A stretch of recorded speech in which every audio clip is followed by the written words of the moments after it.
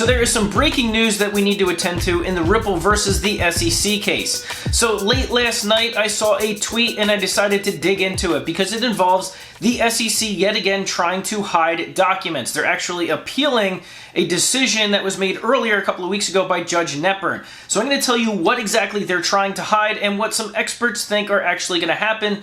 Will they be able to hide anything from Ripple? This, of course, coming on the heels of the rest of the crypto sector reeling from some dramatic price drops. So if you want to watch this video and then take a look at the price of XRP, this may or may not be a good time to go buy XRP.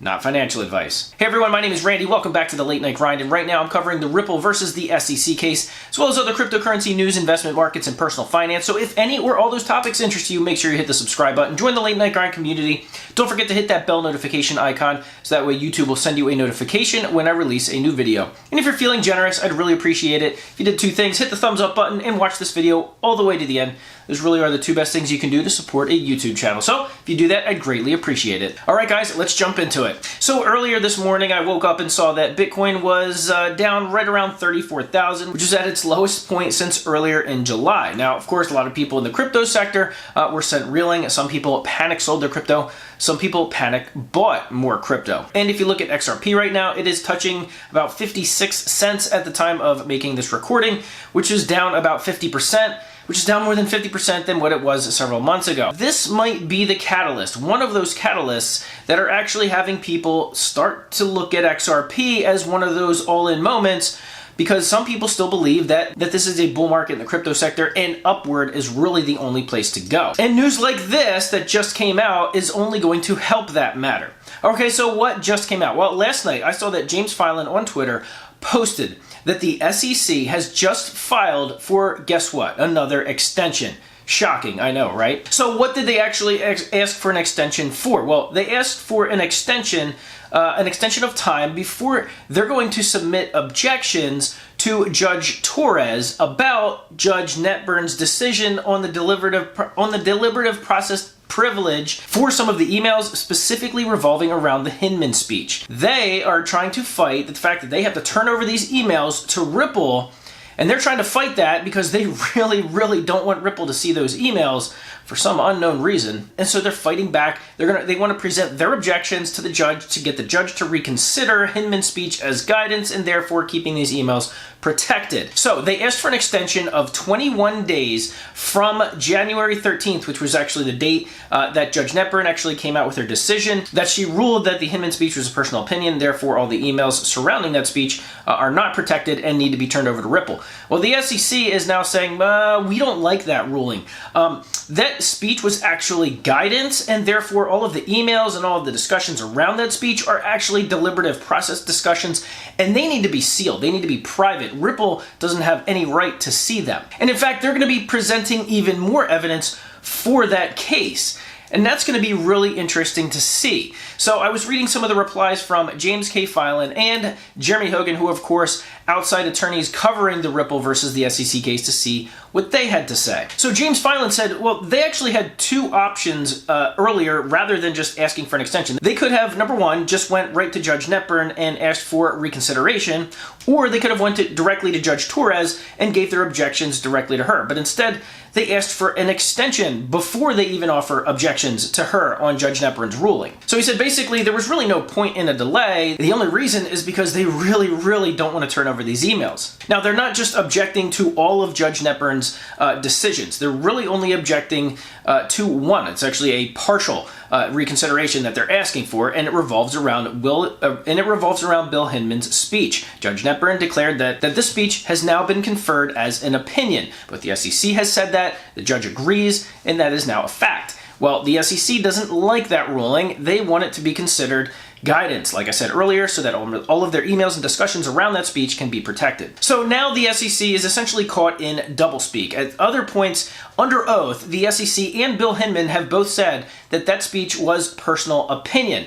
And yet in other times they said, no, that email was actually guidance. Now, I've actually remember covering this in videos going back months and months, covering when the SEC actually said these things. And I remember covering when they actually said these things and going, well, hold on. On one, the SEC first said it was an opinion, then he said it was guidance, and then a couple of weeks later they said, no, it was guidance, it wasn't an opinion.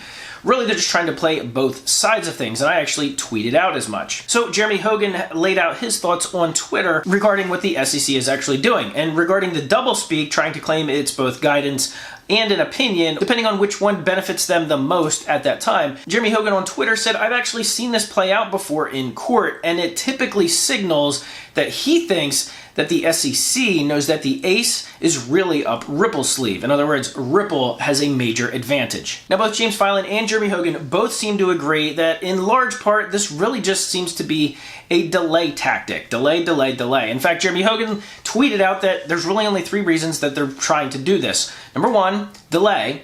Number 2, to actually make a record of the appeal. Or number 3, delay. But one of the more interesting tweets that I've actually seen out of attorney Jeremy Hogan was this one. It seems to be one of the more bullish statements I've seen him make on this case, especially recently. And here's what he said. He said he believes that the SEC is not going to win these motions because the SEC is not involving any new evidence, which according to him, and he cited a case law below it, that essentially you need new evidence or changing of controls or changing of legal controls during a case to actually request and be granted one of these motions. But here's one of his most bullish tweets yet.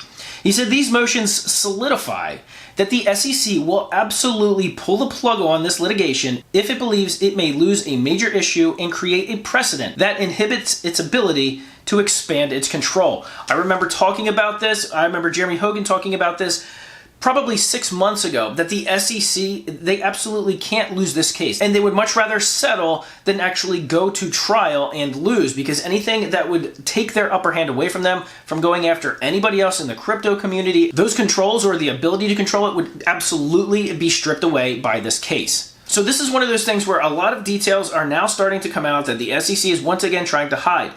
Now, I've been seeing on Twitter, there's a lot of people responding and say, the Judge Knepper has asked for these documents literally almost a year ago. I don't know if it was quite a year ago, but yeah, it's probably at least 6 months ago, some of these issues started to come up. Well, Judge Knepper said they have to turn over the documents. They didn't. And after, of course, multiple hearings, multiple discussions, she has ruled several times that they have to turn over these documents. And once the SEC said, nope, they're privileged, then Judge Knepper said, okay, we'll give them to me. I'll review them, and I'll tell you if they're privileged or not. They had to do that. She said, nope, they're not privileged. And they said, nope, we want to delay this and say that they are privileged. We just don't agree with you. Or we want to hide these emails. Or we just simply want to delay. And in case you haven't been following this channel or some of the other channels covering the Ripple versus the SEC case, it is becoming abundantly clear that the SEC knows it is on the losing side, just as we suspected for the majority of the year, and now they're either trying to simply delay or hide what they know will probably cause them to lose the case. Because if it's determined that Ripple was right, that there was no regulatory clarity during the past 7 years about whether XRP was a security or different digital assets in that space and whether they were or were not a security and how to actually handle them, whether that was not clear, could be coming up in these emails. These could be bombshell emails for all we know. That is exactly why this is some of the most important things in the case to date. But let me know in the comment section below, do you think that if the SEC is forced to turn over these documents to Ripple before they go to trial, do you think the SEC will actually pull the plug on this case, offer a settlement to Ripple, and be done with it? I guess that's going to remain to be seen, because as we know, Brad Garlinghouse, the CEO of Ripple, said he will not accept any settlement that doesn't specifically state what the regulatory status of XRP was and is moving forward. So if you want to follow along with this case, as well as a lot of other cryptocurrency news that I follow on this channel, make sure you hit the subscribe button. Don't forget to hit that bell notification icon. And thank you so much for giving this video a big thumbs up, for watching all the way to the end. And as always, I'll see you guys on the next video.